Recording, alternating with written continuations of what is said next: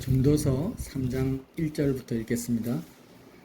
범사에 기한이 있고 천하만사가 다 때가 있나니 날 때가 있고 죽을 때가 있으며 심을 때가 있고 심은 것을 뽑을 때가 있으며 죽일 때가 있고 치료할 때가 있으며 헐 때가 있고 세울 때가 있으며 울 때가 있고 웃을 때가 있으며 슬퍼할 때가 있고 춤출 때가 있으며 돌을 던져버릴 때가 있고 돌을 거둘 때가 있으며 안을 때가 있고 앉는 일을 멀리할 때가 있으며 찾을 때가 있고 잃을 때가 있으며 지킬 때가 있으며 버릴 때가 있으며 찢을 때가 있고 꿰맬 때가 있으며 잠잠할 때가 있고 말할 때가 있으며 사랑할 때가 있고 미워할 때가 있으며 전쟁할 때가 있고 평화할 때가 있느니라. 일하는 자가 그의 수고로 말미암아 무슨 이익이 있으랴? 하나님이 인생들에게 노고를 주사 애쓰게 하신 것을 내가 보았노라. 하나님이 모든 것을 지으시되 때를 따라 아름답게 하셨고 또 사람들에게 영원을 사모하는 마음을 주셨느니라. 그러나 하나님이 하시는 일의 시종을 사람으로 측량할 수 없게 하셨도다. 사람들이 사는 동안에 기뻐하며 선을 행하는 것보다 더 나은 것이 없는 줄을 내가 알았고 사람마다 먹고 마시는 것과 수고함으로 낙을 누리는 그것이 하나님의 선물인 줄을 또한 알았도다. 하나님께서 행하시는 모든 것은 영원히 있을 것이라. 그 위에 더할 수도 없고 그것에서 덜할 수도 없나니 하나님이 이같이 행하심은 사람들이 그의 앞에서 경외하게 하려 하심인 줄을 내가 알았도다. 아멘. 전도서는 지혜의 왕인 솔로몬이 썼습니다. 그래서 그 땅에서 그 시대 아니면 지금 현 시대까지 포함해서 사람 가운데 가장 지혜로운 자, 예수님을 빼면은요, 솔로몬이라고 우리가 말할 수 있겠죠. 성경 말씀을 그대로 적용하면.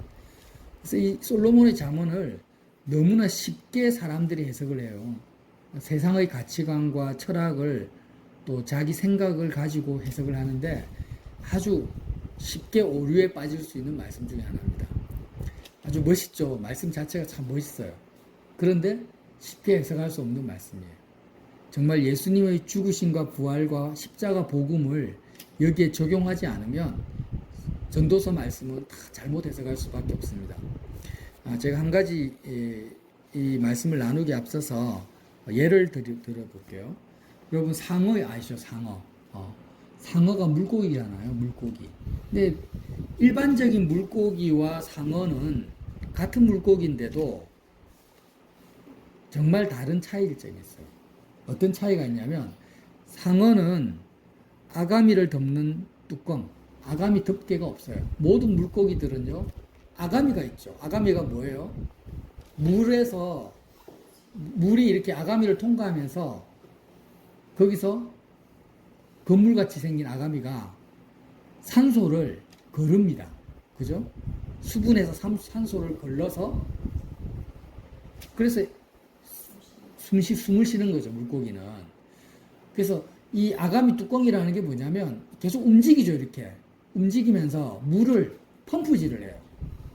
아가미 뚜껑이 펌프질을 해서 아가미 쪽으로 물을 이렇게 공급해 주는 역할을 해요, 아가미 뚜껑이. 근데 상어는 이 아가미 덮개가 없어요.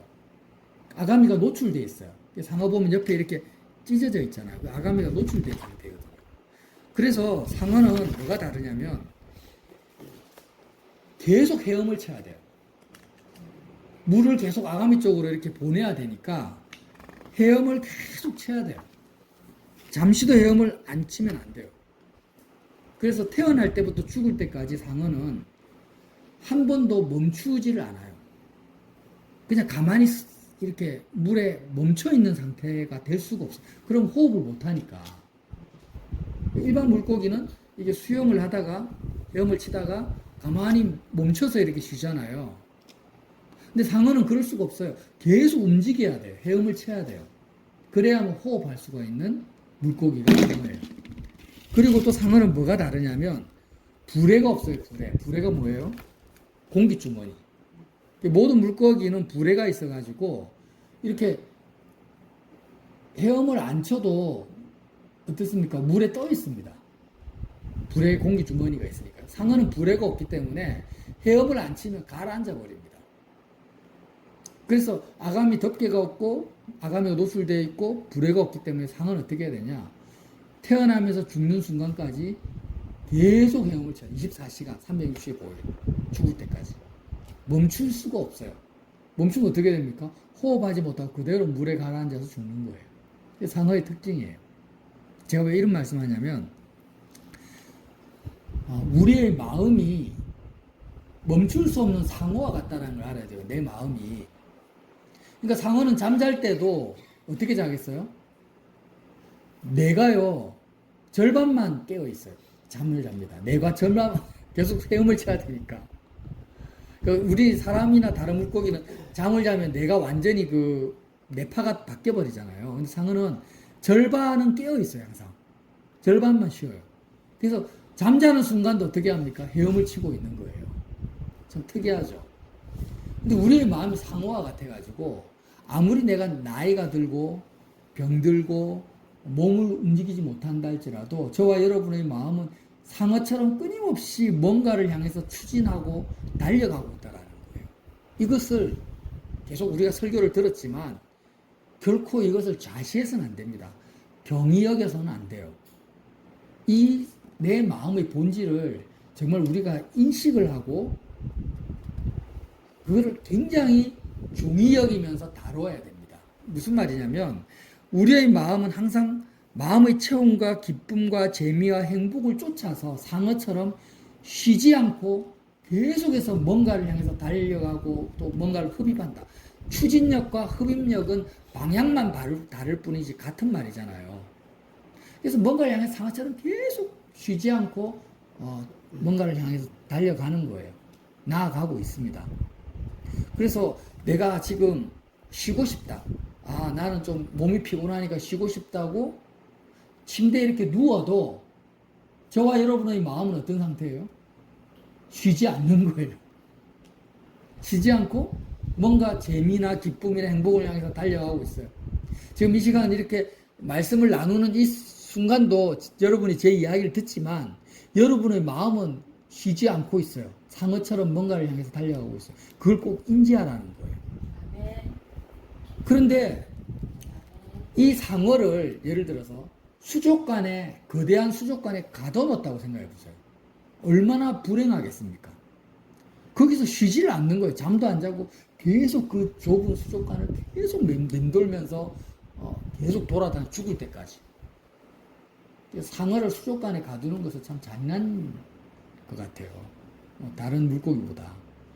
근데 이 상어는 넓은 바다에서 끊임없이 나아가는 것처럼 저와 여러분의 마음이 이 세상에 갇혀버리면 안 된다라는 거예요.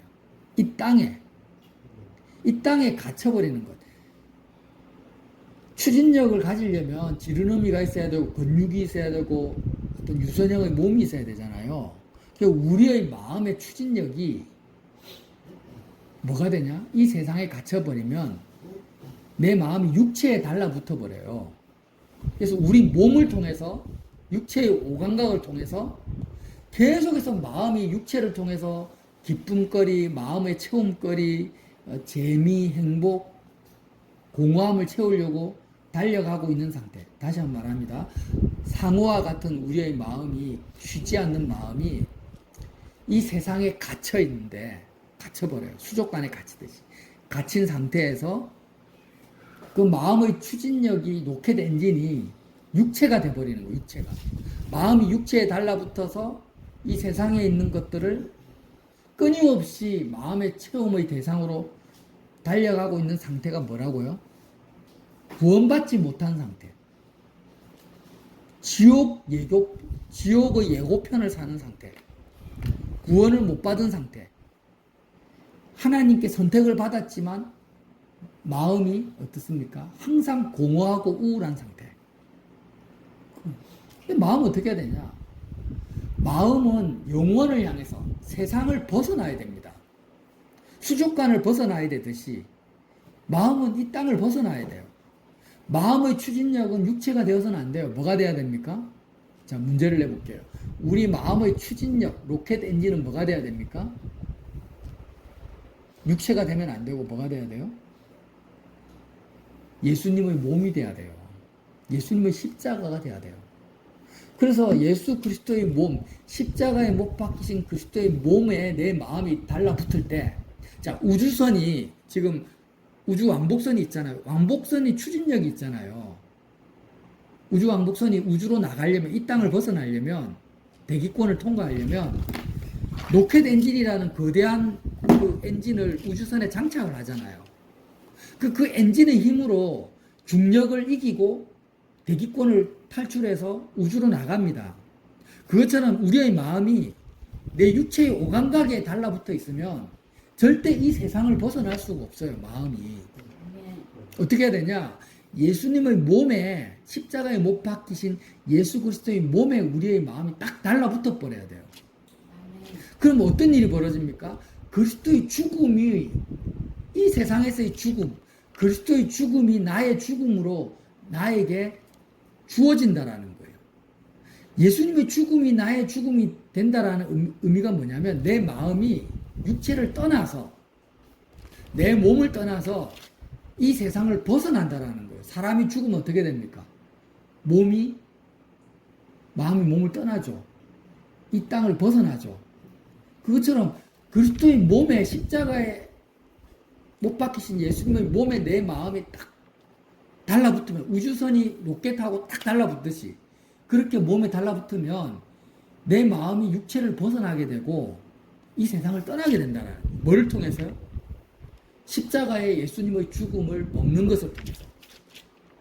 항상 듣는 이야기지만 좀 더 실제적으로 와닿게 하려고 제가 비유를 계속 쓰는 거예요. 그러면 예수 그리스도의 몸에, 예수님에게 내 마음이 탁 달라붙어요. 내 마음이 내 육체에 달라붙지 않고. 그 예수의 몸에 달라붙으면 세상을 떠나게 되고, 마음이 어떻게 됩니까? 영원하신 하나님 아버지께로 그리스도의 부활에 참여해서 가게 된다라는 거예요. 아멘? 예. 이게 뭐예요? 오늘 전도서 3장의 말씀이에요. 자, 보세요. 3장 5절부터 읽을게요. 돌을 던져버릴 때가 있고 돌을 거둘 때가 있다. 이게 무슨 말이냐면, 옛날에 성을 쌓을 때는 어떻게 해야 됩니까? 돌로 성을 쌓잖아요. 그러면 돌을 어떻게 합니까? 모으죠. 흩어져 있는 돌을 거둬들여요. 성을 쌓으려고. 그럼 사람들은 성을 왜 쌓습니까? 범사에 기한이 있고 천하만사의 때가 있는데 성을 왜 쌓아요? 좋은 때를 살려고, 행복하게 살려고. 좋은 때, 그러니까 적으로부터 공격받는 때가 없도록 하려고. 그죠? 공격받아가지고 지면 안 되잖아요. 불행해지잖아요. 그러니까 나쁜 때, 시간을 없애버리고 좋은 시절을 살려고 성을 쌓습니다. 돌을 걷어들여요. 자, 그런데 보세요. 전쟁을 할 때 내가 적군에게 쳐들어갔어. 내가 공격을 했어요. 그럼 적군은 뭐에 있습니까? 돌을 쌓아놓은 성 안에 있을 거 아니에요. 그럼 나는 어떻게 해야 돼요? 성벽을 부셔야 되잖아. 그러니까 돌을 던져버려야 되는 거예요. 왜 돌을 던져버립니까? 성을 부숩니까? 역시 승리할 때를 위해서. 그러니까 사람들은요, 항상 찾을 때가 있고, 잃을 때가 있고, 지킬 때가 있고, 버릴 때가 있고, 사랑할 때가 있고, 미워할 때가 있고, 전쟁할 때가 있고, 평화할 때가 있는데, 사람들은 모든 에너지를, 마음의 추진력을 어디에 쓰냐면은, 이 인생의 여러 가지 화복이 이렇게 나의 인생 속에 다가오는데, 항상 좋은 때를 누리고 싶은 거예요. 맞죠? 행복한 때, 즐거운 때, 내 마음이 기쁜 때를 얻기 위해서 일을 하고, 수고하고, 노력하고, 애쓰고 사는 거예요. 그것을 지금 솔로몬 왕이 이야기합니다. 그래서 모든 때가 있는데, 자, 9절 보세요. 일하는 자가 등장합니다. 일하는 자. 저와 여러분은 다 일하는 자입니다. 뭘 위해서 일을 하느냐? 일하는 자가 그의 수고로 말미암아 무슨 이익이 있으랴? 무슨 말입니까? 이렇게 항상 좋은 때, 좋은 시절을 위해서 내가 일을 하고 수고를 하는데 그 결과가 무슨 이익이 있으랴? 아무 이익이 없다라는 거예요. 무슨 말이냐면, 아무리 내가 건강한 때를 위해서 운동을 해도 운동하는 것도 수고하는 거잖아요. 일하는 거잖아요. 근데 결국 건강을 어떻게 합니까? 잃어버리게 돼요. 결국 건강을 잃어버릴 때를 하나님이 정해놓은 거야.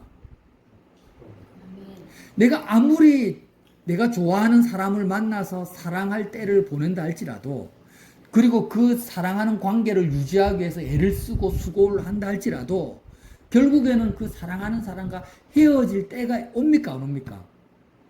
오죠. 그러니까 그것도 아무 이익이 없고 유익이 없다라는 거예요.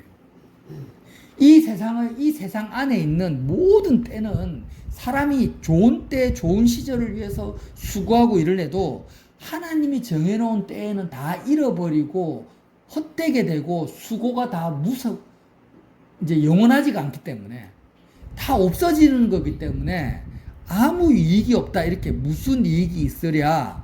이렇게 전도서 기자가 말을 하는 거예요. 자, 그러면 왜 이런 때를 주셨는가? 10절 보세요. 하나님이 인생들에게 노고를 주사 애쓰게 하신 것을 내가 보았노라. 왜 인생들에게 이렇게 노고를 주시는가?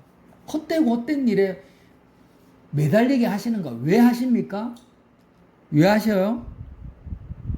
11절에 나와 있어요. 하나님이 모든 것을 지으시되 때를 따라 아름답게 하시다. 무슨 말이냐면 인생들아 너희들이 아무리 애를 쓰고 노력해봐라. 결국에는 다 죽고 없어지고 다 흑사로 돌아가는 것을 너희가 보지 않느냐? 너희가 몸으로 체험하지 않느냐? 성을 쌓았는데 적군이 쳐들어와서 다 허물어버리고, 내가 사랑하는 사람하고 내가 결혼을 하고 자식을 낳았는데 결국에는 사랑하는 사람이 다 내 곁을 떠나버리고, 내가 건강을 얻기 위해서 열심히 운동을 했는데 때가 되니까 나도 병에 들고 늙어버리고 힘을 잃어버리는 이것을 너희가 보지 않느냐. 무슨 말이에요? 이 세상에 마음이 갇혀 있으면 안 된다라는 거예요. 마음이 이 세상을 벗어나라는 거예요. 네가 아무리 네 힘으로 노력으로 애를 써도 하나님을 떠난 인생은 헛될 뿐인 것을 몸으로 경험하고 인생으로 경험하고 시간으로 경험하라고 하나님이 인생에게 노고를 주시고 애를 쓰고 경험하게 하신다라는 거예요. 아시겠죠? 그리고 하나님이 모든 것을 지으셨다라는 것을 인정하라는 것입니다. 여러분, 지금 이재명 대통령이 지금 어마어마하게 일을 열심히 한다고 언론에서 홍보를 하고 있어요. 실제로 그렇게 하시는 것 같아요. 저는 좌도 아니고 우도 아닙니다. 정말 국민의 지지율이 점점 높아가요. 65%를 넘었다고 하죠. 정말 애를 써요. 정치인들이, 경제인들이 열심히 일을 합니다. 어떤 것을 위해서요? 오늘 전도서 말씀처럼 좋은 때를 한번 보려고, 대한민국에 더 좋은 날을 오게 하려고. 그런데 오늘 말씀 뭐라고 하십니까? 11절 하반절에 그러나 하나님이 하시는 일의 시종을 사람으로 청량할 수 없게 하셨느니라. 시종이라는 것은 일의 시작과 끝이에요. 사람이 청량할 수 있다 없다? 없다라는 거예요. 아무리 이재명 대통령이, 정치인들이 대한민국에 좋은 때를 오게 하려고 애를 써도 그 결과물이 좋게 될지 나쁘게 될지는 청량을 할 수가 없어요. 청량할 수 없다라는 것은 다른 말로 계획해봤자 소용이 없다라는 거예요. 수고해봤자 알 수 없다라는 거예요. 솔로몬 왕이 지금 말을 하고 있는 거예요. 이게 무슨 말이에요? 내가 내 힘과 내 노력으로 내 인생을 한번 행복하게 살아보려고 아무리 애를 써도 결국 그 일의 시작과 끝은 내가 결정할 수도 없고 예상할 수도 없기 때문에 너의 노력의 그 애쓰는 삶은 아무 소용이 없다라는 것을 빨리 깨달으라. 빨리 깨달으라는 것입니다. 그럼 도대체 어떻게 살아야 되냐? 어떻게 살아야 되냐? 11절에 나와 있습니다. 때를 따라 하나님이 아름답게 하셨다라는 거예요. 하나님이 모든 것을 지으시고 때를 따라 아름답게 하셨고 또 사람으로 영원을 사모하는 마음을 주셨느니라. 자, 이 말씀이 무슨 말이냐면 사람은요 이 세상에 마음이 갇혀버리면 죽을 때는 정말 슬퍼요. 죽을 때를 즐거워하고 아름답게 여길 사람은 없어요. 건강하게 살 때만 아름답죠. 그런데 하나님은 지금 뭐라고 하십니까? 때를 따라 아름답게 하셨다는 것은 죽을 때도 하나님 보시기에는 아름답다라는 거예요. 사람들이 보기에 돈을 잃어버리고 실패하고 건강을 잃어버릴 그 때가 사람들이 보기에는 절대 아름다울 수도 없고 좋을 수도 없는데 하나님 보시기에는 돈을 잃어버리고 가난하게 되고 건강을 잃어버린 그 때에도 하나님 보시기에는 어떻다? 아름답다라는 거예요. 근데 왜 사람들은 이것이 아름답게 좋게 안 느껴집니까? 하나님은 모든 때를, 오늘 지금 말하잖아요. 모든 때를 아름답게 하셨다고 나와 있는데 저와 여러분은 왜 모든 때가 아름답지가 않습니까? 건강할 때만 아름답고 월급 많이 받을 때만 아름답고 직장을 잃어버릴 때는 왜 내 마음이 행복하지가 못합니까? 왜 그래요? 마음이 세상에 갇혀 있어서 그래요. 마음의 추진력이 육체에 달라붙어 있고 마음이 하나님과 상관없는 거예요. 영원한 영역 속으로 마음이 안 들어가 있어요. 상어가 수족관에 갇혀 있으면 행복할 수 없는 것처럼 마음이 이 세상에 갇혀 있는 상태에서는요 모든 때가 아름답지가 않아요. 정말 아름다운 때는 0.1%도 안 돼요. 항상 불행한 거예요. 지금 그걸 말씀하시는 거예요. 그럼 어떻게 해야 되냐? 여러분, 스데반 집사님이 예수 믿은 지 얼마 안 되어가지고 바로 죽어버립니다. 그죠? 돌에 맞아서 그것도 처참하게 죽어버려요. 그런데 인간들의 마음에서는 저렇게 젊은 나이에 돌에 맞아서 처참하게 죽는 것이 아름다운 때입니까? 아름답지가 못하죠. 그런데 하나님 보시기에는 스데반 집사님 본인이 생각하기에는 그 순교가 얼마나 아름다운지 몰라요. 얼마나 영광스러운지 몰라요. 예수님이 30대 초에 모든 사람으로부터 배신당하고 십자가에 죽는 것이 사람들이 보기에 아름답습니까? 근데 하나님 보시기에 예수님 본인에게는 십자가에 죽기 전날 밤에 예수님이 어떻게 기도합니까? 하나님의 영광을 내가 지금 맞이하겠다고 기록 요한복음에 하나님의 영광이라고 표현을 하고 있습니다. 십자가의 죽음을. 그러면 보세요. 노아는 950세에 죽었어요. 950세. 사람들 보기에 와 오래 살았네. 정말 좋은 때를 보냈다. 아니에요. 노아에게만 950세를 산 것이 아름다운 거예요. 아브라함은 175세에 죽었고 바울은 60세에서 63세 안에 죽었어요. 그러면 60세에 죽은 바울이나 175세에 죽은 아브라함이나 950세에 죽은 노아나 하나님 안에 있었기 때문에 언제 죽었냐가 중요한 게 아니라 하나님의 때에 죽었기 때문에 아름다운 거예요. 여러분 이해가 되십니까? 그래서 저와 여러분이 언제 죽을지는 몰라요. 그 일의 시종을 알 수가 없기 때문에. 그러면 저와 여러분이 그 죽는 그 순간이 아름다우려면 어떻게 해야 될까요? 언제 죽을지 모르지만 우리의 마음이 이 땅을 벗어나야 된다는 거예요.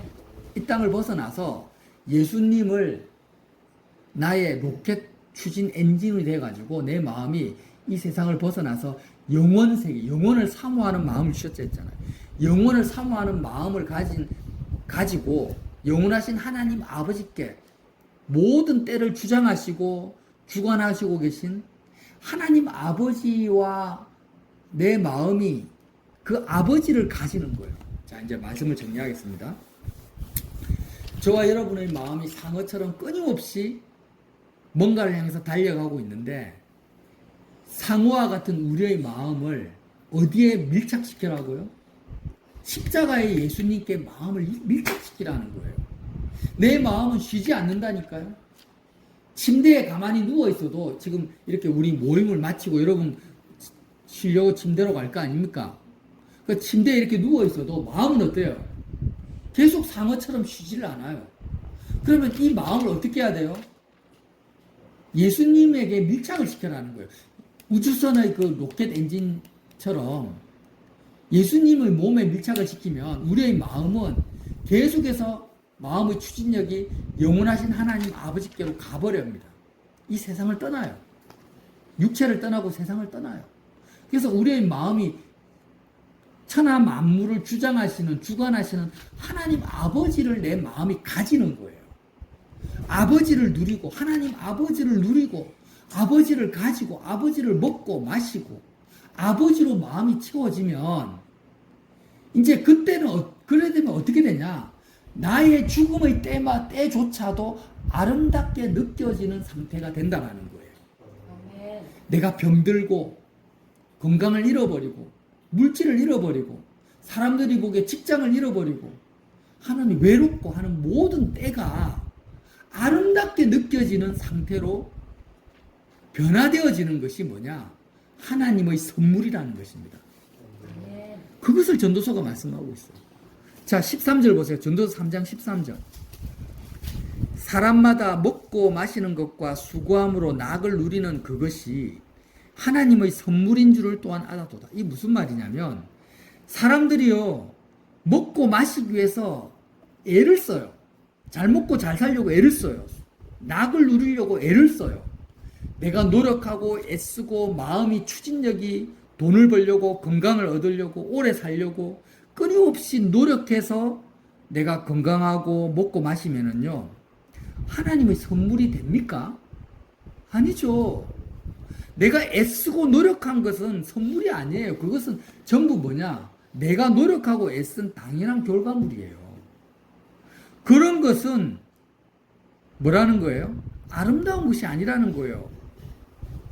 내가 먹고 마시고 수고하는 것조차도 직장에 가서 일하고 돈 버는 것조차도 뭐가 돼야 된다고요? 하나님의 선물이 되어야만이 최고의 인생을 사는 거다는 거예요. 지금 그걸 말하는 거예요. 그러니까 먹고 마시고 내가 열심히 일해서 돈 버는 것조차도 내가 애쓴 결과물이 아니라 하나님의 선물이 되려면은 어떻게 해야 되냐? 우리의 마음의 추진력이 이 세상에 있으면 안 된다라는 거예요. 내가 달려갑니다. 돈을 향해서 달려가고 건강을 향해서 달려가는데 그러니까 얻으면은 하나님의 선물이 될 수가 없어요. 이 땅에서의 삶은 100% 하나님이 거저 주시는 공짜 선물이 되어야만이 너는 정말 모든 순간을 아름다운 때로 사는 최고의 인생을 살고 있다. 이 말을 하시는 거예요. 전도서가 절대 쉬운 말씀이 아닙니다. 이 말씀이 굉장히 복음을 알지 못하면 해석할 수 없는 말씀이라는 거예요. 다시 한번 말합니다. 사람마다 먹고 마시는 것과 수고함으로 낙을 누리는 그것이 그 모든 것이 하나님의 선물로 나에게 주어졌는데 사람들은 이것을 압니까 모릅니까? 몰라요. 왜 모릅니까? 마음이 이 세상에 갇혀 있어서 그래요. 마음의 추진력이 육체에 달라붙어 있기 때문에 부딪힌다라는 거예요. 하나님께로 가지 않으니까 선물이 아니라 내가 노력한 결과물이기 때문에 그가 느끼는 모든 인생살이는 유익이 없어요. 헛되고 헛될 뿐이에요. 오직 자기가 생각하는 아름다운 때를 위해서 애쓰다가 결국에는 그 때도 얻지 못한 상태에서 한 줌의 흙으로 돌아가는 정말 불쌍한 인생을 산다라는 거예요. 여러분, 이 지혜의 말씀을 우리가 정말 이해를 하시고 받아들여야 됩니다. 오늘 한 가지를 꼭 기억하십시오. 내 마음은 뭐와 같아? 상어와 같다. 상어는 쉬지 못한다. 죽을 때까지 헤엄친다라는 거예요. 호흡하려고, 물에 가라앉지 않으려고 끊임없이 쉬지 않고 죽을 때까지 24시간 헤엄치는 것처럼 저와 여러분의 마음은 마음의 채움을 위해서 기쁨을 향해서 행복을 향해서 상어처럼 끊임없이 쉬지를 않습니다. 그래서 나는 항상 이 사실을 인지를 하고 마음의 추진력을 어떻게 해야 돼요? 예수님에게 마음을 딱 달라붙게 만들어 버려야 돼요. 마음이 예수님을 떠나는 순간 나는 불행한 인생을 사는 거예요. 네. 마음이 예수님을 떠나는 순간 나는 내 마음이 세상에 갇혀가지고 헛되고 헛된 인생을 살고 항상 내가 살아가는 인생은 너무나 불행하다라고 느끼고 죽음의 순간을 두려워하면서 사는 거예요. 네. 그러나 십자가에 예수님께 마음이 딱 달라붙어 버리면은요, 마음이 세상을 떠나고 탈출하게 돼요. 영원하신 아버지를 마음의 먹거리로 삼는 거예요. 아버지를 가지면서 이 땅에서의 모든 나의 인생은 다 뭐가 돼요? 하나님의 선물로 바뀌어 버리는 거예요. 네. 모든 것이 하나님의 선물이 되면서 나에게 주어지는 모든 때가 어떻게 됩니까? 하나님 보시기에 내 마음이 느끼기에 아름다운 때가 되어서 최고의 인생을 살게 된다. 네. 이것이 솔로몬 잠언의 말씀의 풀이입니다. 그래서 저와 여러분이 솔로몬이 살았던 그 헛된 인생을 살지 마시고 정말 다윗이 살았던 예수 그리스도께서 사셨던 가장 최고의 인생, 하나님의 선물로 사는 인생이 되시기를 예수님 이름으로 빌어드립니다. 네.